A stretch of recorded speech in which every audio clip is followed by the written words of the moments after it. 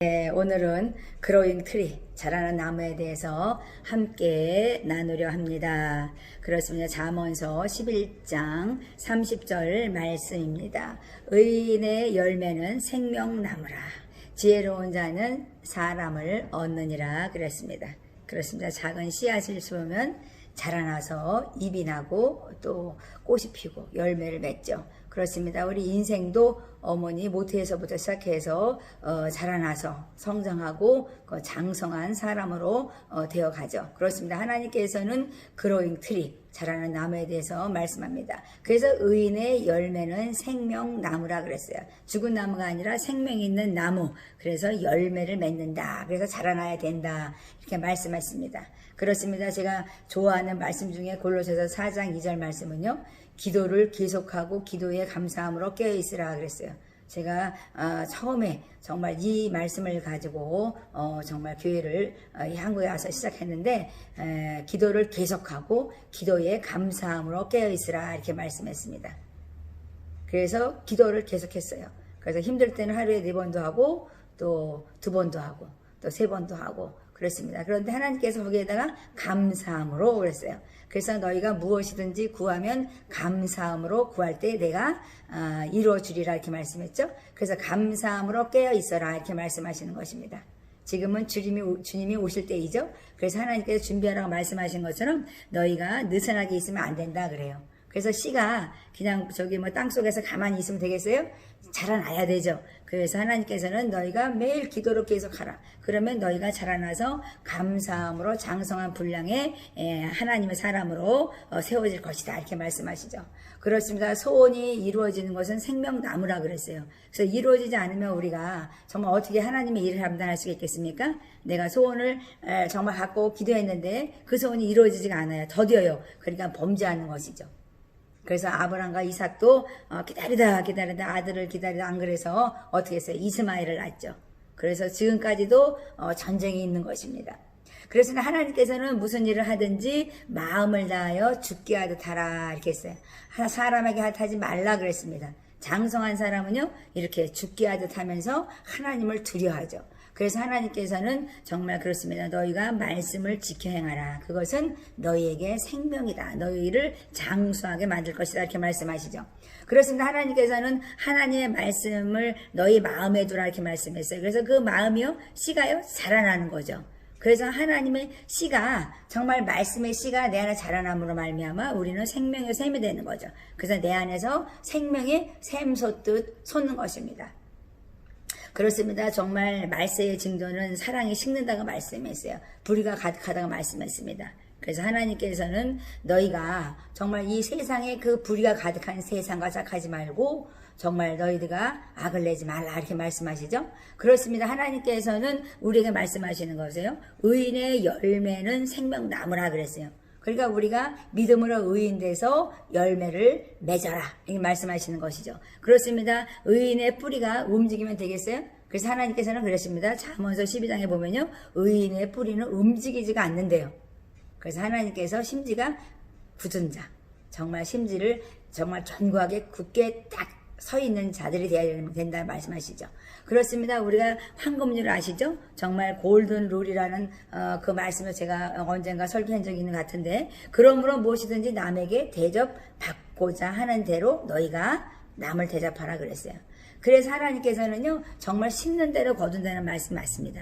많은 물질을 하나님께 드리면요 물질의 축복이 와요.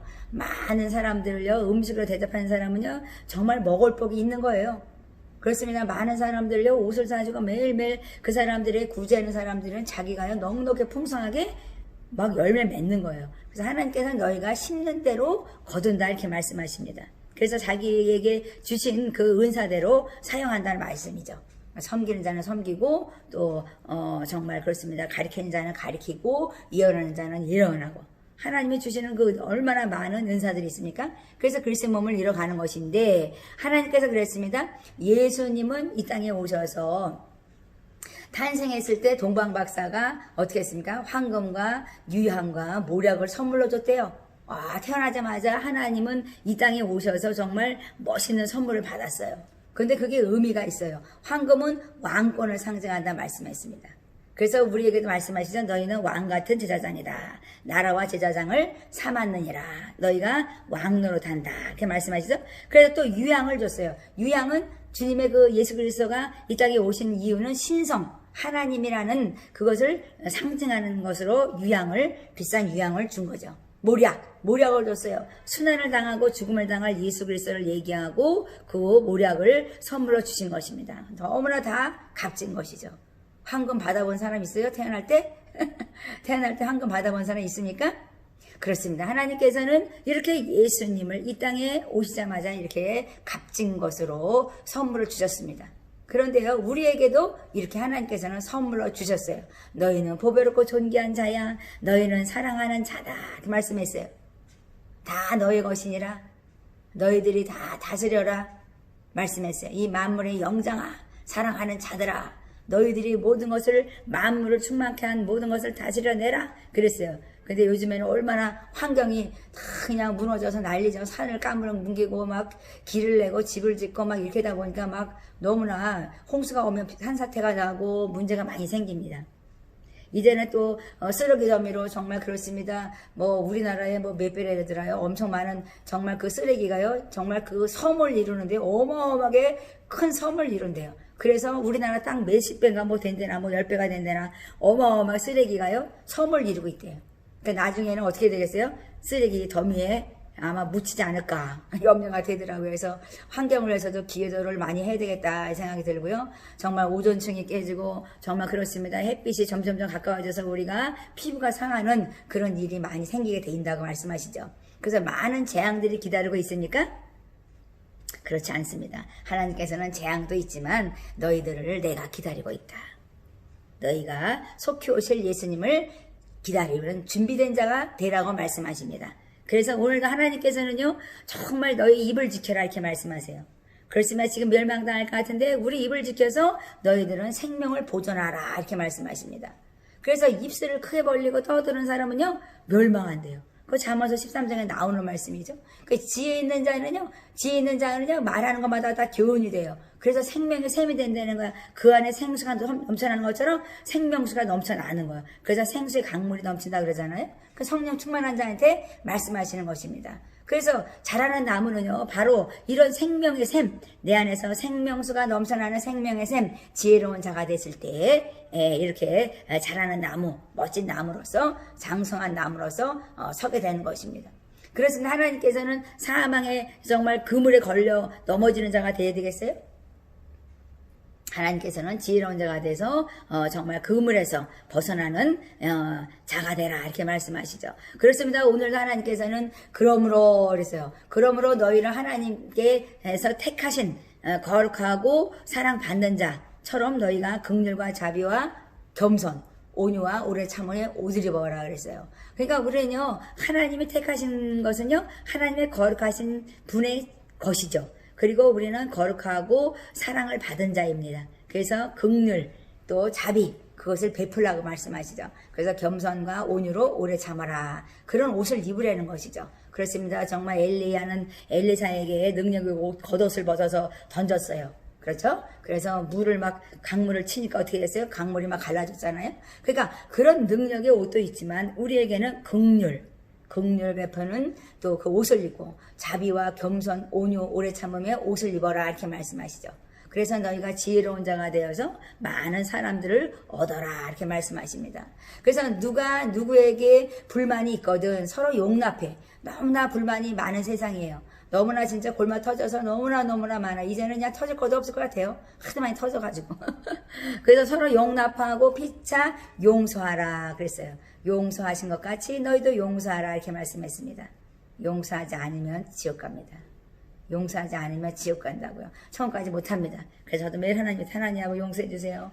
나를 용서해 주고 누군가가 나를 용서하게 하시고 또 하나님이 나를 용서해 달라고 막 기도해요. 알든지 못든지 모든 것을 용서해 달라고 그러는 거죠. 그냥 어떻게 기도해야 되잖아요. 몰라도 내가 어디서 누가 나를 그냥 원한이 맺혀서 그냥 막 욕하게 있는지 모르잖아요. 그러니까 나는 하나님한테 하나님 아버지 용서해 주세요. 용서해 주세요.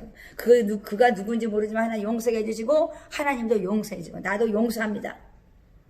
이렇게 기도해요. 어떤 방법이 없는 거죠. 기도해야 되니까. 그러니까 하나님께서는 기도를 계속하라고 말씀하시는 거예요. 그래서 기도에 감사함으로 하면 하나님께서 이루어주리라 이렇게 말씀하죠. 그래서 깨어서 근신하라. 그래서 어제 새벽에는요, 아이고 1시부터 제가 성경을 읽었어요. 아침에 진짜 몇 시, 5시 반까지 읽었나 봐요. 그냥 정말 하나님께서는요, 정말 그렇습니다. 때가 이제 급한 거예요. 잠이 안 오는 거예요. 그럼 어떻게 해요? 눈이 말똥말똥한데. 그냥 엎어져 있다가, 안 되겠다. 그냥 성경이나 정말 저기 읽으면서 진짜 성경 듣고 읽고 우리가 정말 매일매일 해야 되겠지만 하나님께서 묵상하라. 영이 살찌는 거예요. 그 아침에 일어났는데 피곤하지 않더라고요. 그 하나님한테 물어보시더라고요. 피곤하냐? 그러시더라고요. 아니, 안 피곤합니다. 그러니까 영이 살찌면요, 육도 피곤하지가 않아요. 근데 영이 피폐하니까, 메마르니까, 마른 뼈대 같이 되니까, 피곤해. 곤비해. 그냥 만나면 부닥치면 싸워. 아주 그냥 힘들어. 그게 그냥 관계가 너무너무 힘든 거예요. 그래가지고 정말 링컨 대통령은요, 정말 그 무거운 안경을 써가지고요, 안경을요, 그 철퇴 안경 그 집에다가 넣어가지고요, 무거운 거를 항상 여기다 꽂고 다녔다 그러더라고요. 그랬는데 어떤 자들이 그 링컨 대통령을 죽이려고요, 탁 총을 쐈는데요, 해필이면 그 안경집에 딱 맞은 거예요. 근데 그게 철로 만들어서 때로는 그게 불편했어요. 이게 좀 그냥 없었으면 좋겠다 그랬는데 결국은 철퇴 안경 때문에 링컨 대통령이 살아났대요.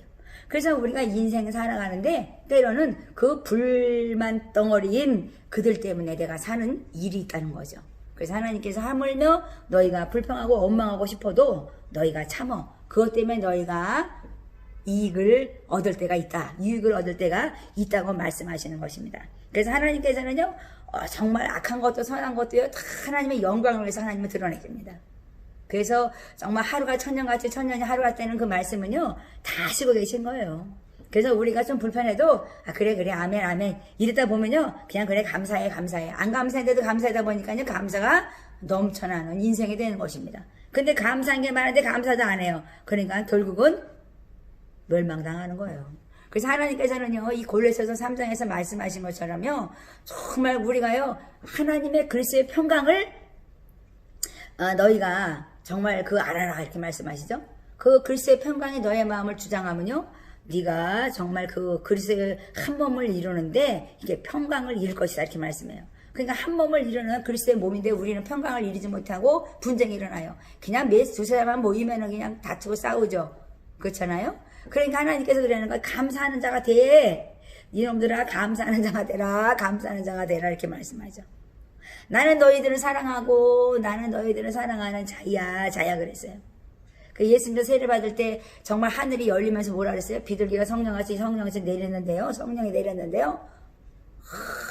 하나님께서 나의 사랑하는 아들아 그랬어요. 근데 우리한테 동일하게 하나님께서는요, 사랑하는 자야, 사랑하는 아들아 이렇게 말씀하시죠. 그래서 하나님께서는 내가 너를 사랑한다고 말씀하고 그는 나의 사랑하는 아들이라고 말씀하죠. 그래서 우리가 하나님을 사랑하면요, 정말 이렇게 하나님의 그 음성을 듣는 귀가 돼서 위로를 받는 거예요. 근데 정말 우리가 피차 가르치고 피차 권면하라 그러죠. 피차 모든 죄로 가르쳐라 그랬어요. 근데 가르치려니까요, 내가 그냥 윗사람이 돼가지고 매일 그냥 손가락질이나 하고 막 그 사람을 핀잔이라 주면요, 그건 가르치는 자가 아니죠. 그래서 하나님이 온유함으로 하라 그랬어요. 온유함으로 가르쳐야 되는 거예요.